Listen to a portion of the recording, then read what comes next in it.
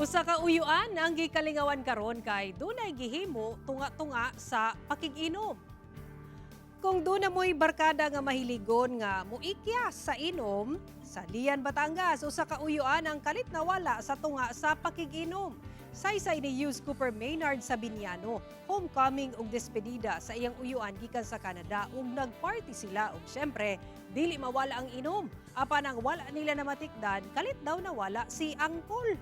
Hapon daw sila nagsugod og inom ug alas 8 o alas 9 na sa gabi migawas na ang kasiaw ni Angkol. Ganahan gyud daw kini og mga aktibidad sa dagat. Dihang nahubog matud pa, nawala kini og human sa 15 minutos. Nakita na lang nila kini nga nagkayak.